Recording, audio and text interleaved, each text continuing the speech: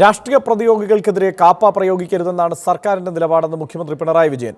സംസ്ഥാന പോലീസിന്റെ നിയന്ത്രണം തന്റെ കയ്യിൽ നിന്ന് നഷ്ടപ്പെട്ടിട്ടില്ല.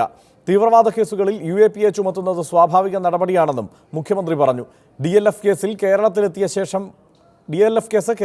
ശേഷം പഠിച്ച് വേണ്ടത് ചെയ്യുമെന്നും മുഖ്യമന്ത്രി ദുബായിൽ പറഞ്ഞു.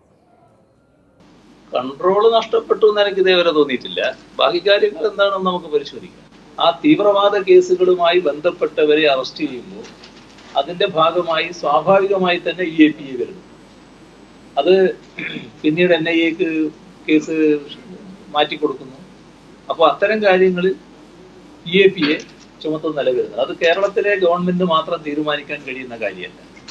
കേരളത്തിലെ ഗവൺമെന്റ് അഭിപ്രായം സാധാരണ നിലയ്ക്ക് ഉപയോഗിക്കേണ്ടതല്ല എന്ന് തന്നെയാണ്. കേസുകൾ രജിസ്റ്റർ ചെയ്യുമ്പോൾ കൂടുതൽ ജാഗ്രത പുലർത്തണമെന്ന കർശന നിർദ്ദേശവുമായി പോലീസ് ഉദ്യോഗസ്ഥർക്ക് സംസ്ഥാന പോലീസ് മേധാവിയുടെ സർക്കുലർ. UAPA അടക്കമുള്ള വകുപ്പുകൾ ചേർത്ത് കേസെടുക്കുമ്പോൾ ശക്തമായ തെളിവുണ്ടെന്ന് ഉറപ്പാക്കണമെന്നും ജില്ലാ പോലീസ് മേധാവിയുടെ അനുമതി തേടണമെന്നും DGP ലോക്നാഥ് ബെഹ്റ നിർദ്ദേശം നൽകി.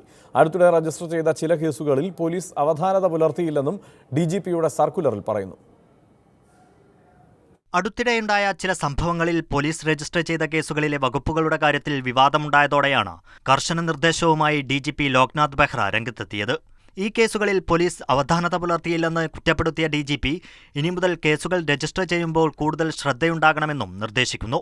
FIR തയ്യാറാക്കുമ്പോൾ ഉന്നത ഉദ്യോഗസ്ഥരുടെ മേൽനോട്ടം ഉറപ്പാക്കണം.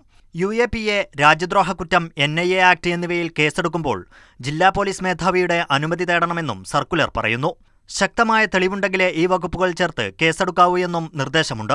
DYSP അടക്കമുള്ള ഉന്നത ഉദ്യോഗസ്ഥർ അന്വേഷണ ചുമതല വഹിക്കുന്ന കേസുകളിൽ FIR തയ്യാറാക്കുമ്പോൾ അവരെ കൂടി അറിയിച്ച ശേഷമേ കേസെടുക്കാവൂ എന്നും DGP പറയുന്നു.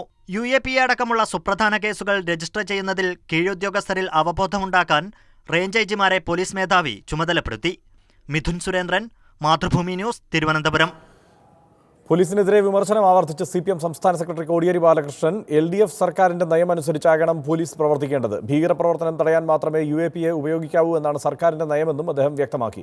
UDF കാലത്ത് CPM നേതാക്കൾക്കെതിരെ UAPA ചുമത്തിയപ്പോൾ മൗനികളായിരുന്നവർ ഇപ്പോൾ വാചാലരാകുന്നത് അർത്ഥഗർഭമാണെന്നും കോടിയേരി ബാലകൃഷ്ണൻ പറഞ്ഞു. മുൻ സർക്കാർ തെറ്റായി ചുമത്തിയ UAPA കേസുകളിൽ പോലും നിയമപരമായ പുനഃപരിശോധനയ്ക്ക് പോലീസ് തയ്യാറാകണമെന്നും കോടിയേരി ലേഖനത്തിൽ ആവശ്യപ്പെട്ടു. CPM സംസ്ഥാന കമ്മിറ്റി അംഗം ശ്രീ K. വരദരാജൻ, കോൺഗ്രസ് നേതാവ് ശ്രീ ജോസഫ് വാഴക്കൻ, ജന്മഭൂമി മുൻ എഡിറ്റർ ശ്രീ KVS ഹരിദാസ്, രാഷ്ട്രീയ ചിന്തകൻ ശ്രീ NM പിയേഴ്സൺ എന്നിവരാണ് ചർച്ചയിൽ പങ്കെടുക്കുന്നത്. ചർച്ചയിലേക്ക് കടക്കും മുമ്പ് ഒരു ചെറിയ ഇടവേള.